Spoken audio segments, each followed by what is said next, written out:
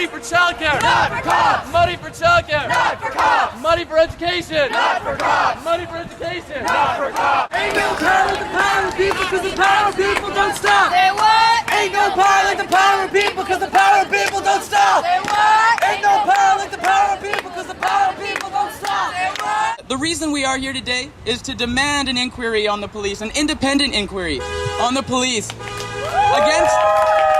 against the excessive use of force in Toronto by police during the G20 summit.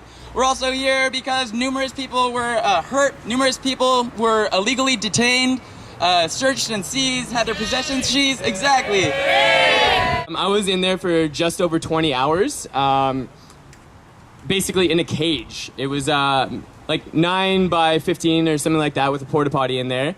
There's 26 of us in the cage, including someone who's a TTC worker who just gotten off work who happened to be at Queen's Park. On top of that, there's also a 17-year-old, and on top of that too, we must have demanded legal counsel at least hundreds and hundreds of times, but they still refuse to allow us to access that. While in prison, I had the opportunity to speak to the supervising official of the prison, and I said, I'm a lawyer, I work with this law firm. We worked with the CCLA during the sound cannon injunction, and all of a sudden he starts listening. And I sort of go through the litany of abuses that we had seen. We weren't given the right to counsel. Many of us weren't informed of our charges, and they told us we were going to bail court before a judge, meaning it was a criminal offense we were being charged with, which wasn't true, but it was all part of a sort of calculated scheme to disorient us, make us as fearful as possible. And it was a completely dishonest process with no due process. So as I go through the litany of abuses, I said, there's no way you're putting us before a judge, because they'll laugh you out of court and this will be a spectacle you don't want on the public record. And he just throws his hands up and says, look, bud, we've arrested a lot of you. We'll be arresting a lot more, which was pretty presumptuous because Sunday really hadn't happened yet. And then he said, and it's not my problem. What we do inside here doesn't matter. It's a legal issue the courts can hash out. So he had identified they weren't going to let us talk to lawyers. They weren't going to tell us what we were charged with. These are all basic constitutional rights. And he said, we're violating them, and we know we are, but it's okay because the courts can deal with it, and we have impunity as police officers. And I moved to Canada about 15 years ago, and I fell for the same myth that everyone has fallen for, the myth that democracy happens here in Canada and it's real and it's true, and police brutality doesn't happen, and what's right will prevail, but I've learned that it's wrong.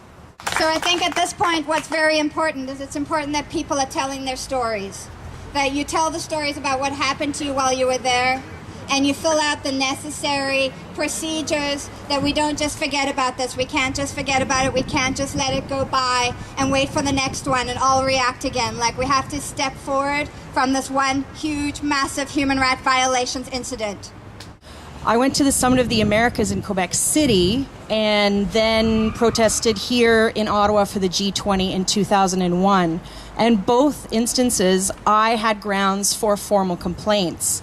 But this is a regret of mine, not following through, not calling the state, calling the police services on what they did then, because they're doing it again now. One of the good things that came out of all this is the fact that people are now realizing that the police, how do I put this, doesn't really work to serve and protect.